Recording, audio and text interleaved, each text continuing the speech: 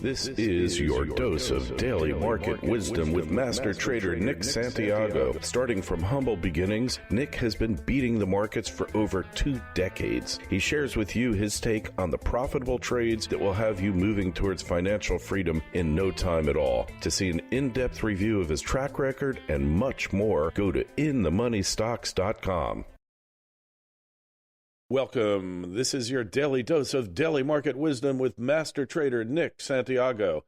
I'm Kerry Lutz. Today is 12/18/2020, and this is show number 179. Well, it'll be a short one today, Nick. Not a whole heck of a lot happening, but market indices kind of mixed today, aren't they?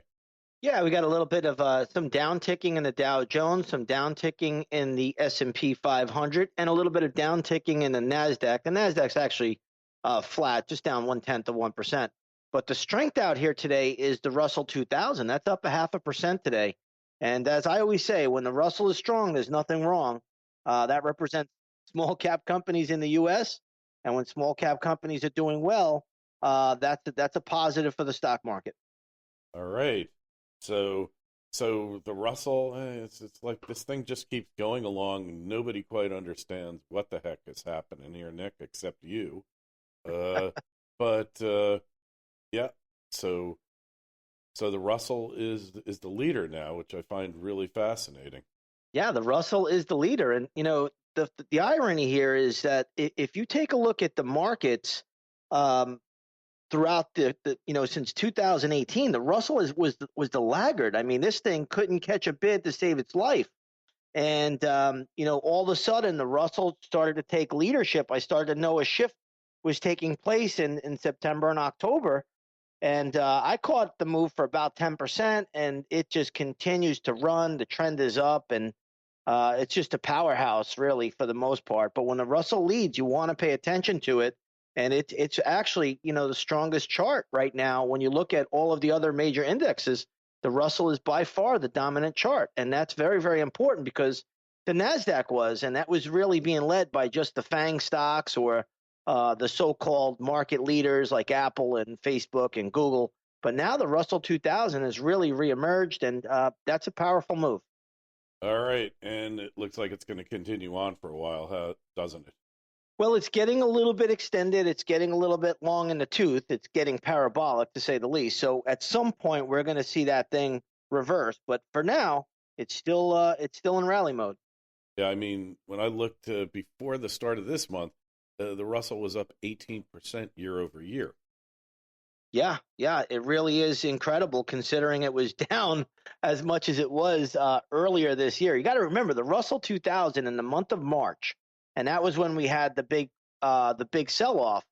This was as low as 966, and now we're at 1989. I mean, it's rather incredible. And how much is it up year over year? It's up about almost 18% this year. Wow. That is pretty remarkable to consider that it was trading at less than half of what it's trading at now. Yeah, when you think about the run that it's had, it's just absolutely incredible to have an 18% positive year when you were, as low as it was. At some point, I think the Russell was down, 40%. So think about the turnaround there. Yeah, that is pretty remarkable. And even in these crazy markets, you seldom ever see a reversal like that. It really is dynamic. And again, as long as the Russell leads, you have no issue. When the Russell tops out and it reverses, then I think traders better run for cover because things are going to get a little nasty out here. But right now, things are holding up pretty well. And eventually it's going to reverse. Everything does. But so when we're looking at earnings coming out today, we saw FedEx, big mover. Yeah, FedEx is by far the story of the day. The company, reported earnings last night after the closing bell. Today, FedEx is trading down by 15 points right now to 277 a share. This is a big, big decline. Now, I happen to think the stock has a lot of support around 272 if it does get there, which is, just a little bit lower. But the stock got hammered, and the fall comes after the company reported earnings, but the earnings were actually pretty good. So it just goes to show you when a chart goes parabolic, you got to be careful because most of the good news is baked into the cake. And I believe that's why we're seeing the sell-off today, typical buy the rumor, sell the news type of an event. And FedEx down, pretty sharply today for the most part. Wow. Any other earnings that we're looking at here coming? No, we're in a quiet period for earnings right now, but this is definitely a big one because it's one of the world's largest transport companies. It's a good bellwether indicator of what the stock market is doing. But FedEx is another stock that everybody should realize. In the month of March this year, it traded as low as $88, and it just recently got above 300. So today it's at 277. I mean, it's just doing a natural correction from a severely overbought condition. And this is a perfect example of why you want to learn to read charts, because I would never be a buyer of that or holding it into that earnings announcement. All right. Well, that makes a lot of sense. And finally, it's going to be a short show today. Gold, silver, looks like they're doing a little retrace here. Not much. Yeah, not much. I mean, you got gold futures today down $1.70, right now trading at around 1888. We're not going to make much out of that. Silver has had a great move this week. Today it's down 13 cents, trading at 26.04 on silver futures. So really just a little bit of a pause here. There's nothing really disruptive in the precious metals today. All right. So we're starting to look forward towards the new year. It's only a couple weeks away after all. I mean, really, literally 13 days away. What do you think the theme will be for 2021? Well, when we get into 2021, we have to really see who is going to be the president of the United States. That's first and foremost. This is a highly contested election still, and we're 6 weeks past the election day. There's still no definitive winner in this election. Now, we'll see how this all plays out. That's going to be first and foremost. But when we get into next year, I think traders right now have to be very, very cautious. The markets have had a sensational run, but there's a lot of damage done out there, especially in these blue states with the shutdowns. They're going on again. You've crushed a lot of different small businesses are shutting down as well. So you got to be careful there. But right now, I would proceed into 2021 with caution. And then I do think we're going to see an expansion in volatility throughout 2021. So expanded volatility. And for a trader, that's good, right?